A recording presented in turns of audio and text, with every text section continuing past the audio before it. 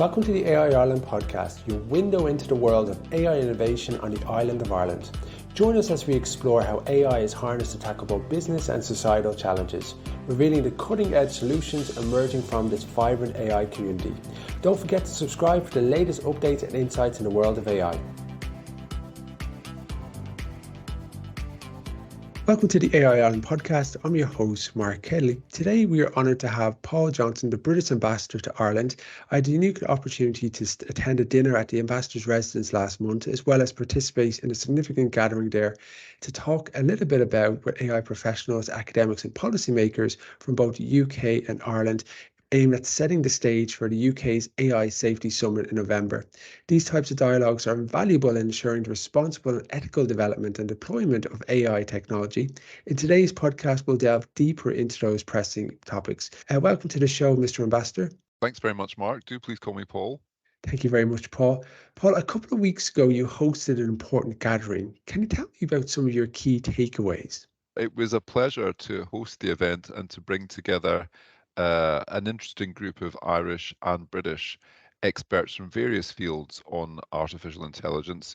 You were kind enough to come yourself. We had people from government, academia, business and industry, researchers and other experts from both countries. And what it struck me was that this is a subject, artificial intelligence, which is going to touch everyone's lives and all aspects of our life. It has tremendous potential for good in healthcare, in research, in communications, in all sorts of areas. But there are clearly risks, as there are with any new technology, that if it's in the hands of bad actors, then it has the potential to do bad things. So I think we need to have a balanced approach in which we try and embrace the opportunities and share them as widely as possibly within our own countries, but globally as well. But also we need to be conscious of the safety risks. And I thought we had an interesting discussion which brought out that sort of balance, and how do you try and spread the benefits while also being careful to contain the risks as far as you can. Yeah, and it's particularly interesting because everybody has a difference of opinion. Some people have got slightly different opinion, and some people have quite a considerate different of opinion. When you look at the AI Safety Summit in the UK and the aim to integrate insights from diverse sectors, including academia, industry, and governance, how do you plan to do that? So I think because it's such a sort of an all-embracing subject, artificial intelligence, our sense was this from the start was you need to have a sort of multi-stakeholder approach, so that the summit that's being held as we speak today on the 1st of November at Bletchley Park, which was in some ways the birthplace of modern computing, where the British experts like Alan Turing helped crack the Enigma code during the Second World War. The summit that we're holding today is partly it's a sign of our determination to try and lead international efforts to manage the risks around AI, but we're conscious that you can only do that if you have quite a wide range of countries. So China is our event today, which for some people has been a bit controversial, but we're conscious that we cannot solve these big global problems without Chinese involvement. We have Elon Musk, we have a range of ministers, including Dara Kaliers from the Irish government, Barry O'Sullivan from University College Cork. We've tried to bring together a mixture of international organisations, governments, industry, civil society, technology, academia, because we realise that this is such a big and fast-moving agenda that you can only try and get your head around it and your arms around it if you have a really broad approach to it. Yeah, I think that's a very, very wise approach on how to actually take it. Are there any specific initiatives in place to improve people's proficiency in working safely with AI?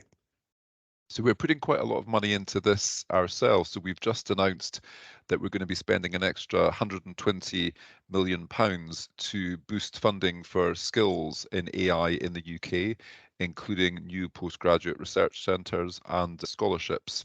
We're going to have 12 centres of doctoral training for AI, a new visa scheme to make it easier for the most innovative businesses in the world to bring their researchers to the UK. We're naming 64 new National Health Service trusts that will benefit from £20 million of additional money to use AI technology to improve chest X-ray and CT scans to diagnose conditions such as lung cancer. We're also putting money into new science and technology scholarships at some of the UK's top universities. So we're trying to build the skills base as quickly as we can, conscious that this is both internationally very competitive and in the nature of the technology, you really need to be ahead of the skills curve so far as you can be. So we're putting quite a lot of money into that. Yeah, because the cheese is always moving, particularly with this technology. And in the last 6 to 9 months, the change has been truly breathtaking. When we look at the term safe AI, and it is increasingly prevalent, how is the UK government planning to ensure the public trust in this technology? So I think it's a really important question. When we looked at our objectives for the summit, we wanted, on the one hand, not to scare people, not to look only at the negative side of AI, to want to show that it's something that can be used. The safe development of AI will be a massive global public good. But we were also conscious that with frontier AI in particular, as you said, developing at such a pace, that we needed to develop a shared understanding of the risk. We needed to develop a process for the international community to work together, and so develop really good national and international frameworks that would involve people taking measures to boost frontier safety, whether that's at the level of individuals or organizations or regional or national governments. So we think that process of building trust stems from creating a sort of shared understanding, both of the possibilities, but also of the risks. And it's a conversation we want to continue building out of the summit that's being hosted in the UK. And also in our preparation for the summit, we tried to bring in different sets of stakeholders. So we did some pre-summit events with the Royal Society, the British Academy, Tech UK, the Alan Turing Institute. And the aim of that was at a national level to try and involve a range of people in how we were thinking about what to get out of this big summit meeting. And I think that's a conversation that we'll need to continue so that people both trust in the technology, but understand, like any piece of technology, there are risks involved. So they need to be safe and responsible users if we want to create a safe climate for the development of AI.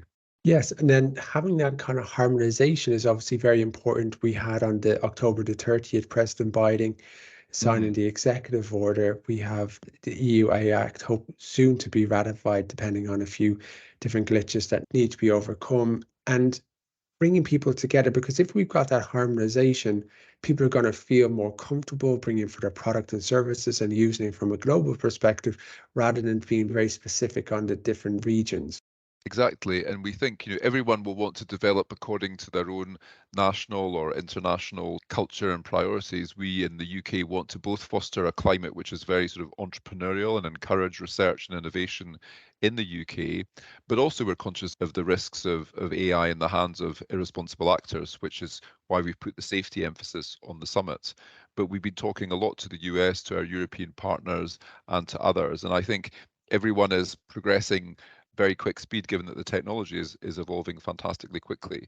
So we think that collaboration and coordination amidst not just like-minded countries, but a broader set of stakeholders is an important part of making this a global opportunity that we can all seize in our different ways. Yeah, and trust is at the foundation of that because it allows people to feel comfortable with it. And then having that broad, diverse set of different stakeholders means that we're building it and using it for everybody rather than a specific niche of people. Exactly. And I think it's the more that we can develop a safe approach to AI, the more people across the world can feel that they can invest in it. And we also want to use it for international development. There's some major international problems, whether it's in the health area or economic development or tackling dangerous climate change, where AI can make, no doubt, a massive contribution, the nature and the scale of which we'll only be able to understand as we develop the technology. But that sense of being able to share it responsibly and widely across the world so that everyone gets access to it, not just in Silicon Valley or in Northern Europe, but that people across the world will be able to benefit from AI. That's an important part of our vision as well. Yeah, because if everybody benefits, then a lot of different societal challenges can be improved on and business can become more effective and technology can be used as that enabler for good. Exactly, and that's a very strong part of our vision. We don't want to make this another issue, which some issues like climate change and development have been over recent years, where there's a perception that it's the West versus the rest, or the developed world is harnessing the technology and the rest of the planet is being left behind. We really think it's important to move forward as inclusively as possible. In conclusion, today's discussion with British Ambassador Paul Johnston comes at a critical time coinciding with the UK's AI Safety Summit. Our conversation has emphasised the need for responsible AI development, skill building and public trust. Today's summit is a key milestone in realising this vision. Thank you, Ambassador Johnston, for your insights, and thanks to our listeners for joining us on this episode of the AI Ireland podcast. I'm really excited to unveil my new book, AI Unleashed: Navigating the AI Revolution as a Business Executive, which is now accessible to purchase on Amazon and Amazon Kindle. This publication is the fruit of half a decade's worth of meticulous research and high-level conversations with experts in the field, both in Ireland and globally. The book is particularly timely, featuring current discussions on AI governance in the European Union and North America. If you're aiming to grasp the full scope of AI, ready your enterprise for its transformative power, and utilize it to your advantage, this book is specifically crafted for you. It serves as a pragmatic guide, clarifying misconceptions and presenting real-world insights for leaders entering the AI sphere. The book covers an extensive array of subjects, from AI's role in diverse industries to generative AI applications, and provides guidance on avoiding typical missteps in AI initiatives, all supported by the most recent studies. Additionally, the book highlights case studies and applications that have earned accolades at AI awards throughout the years and emphasizes top-notch AI utilization in Ireland. For executives, poly-architects, or technology aficionados seeking to make sense of the intricate world of AI, AI Unleashed: Navigating AI Revolution is your essential handbook. So it's now available on Amazon. This book furnishes you with the expertise and instruments required to deploy AI more effectively and ethically.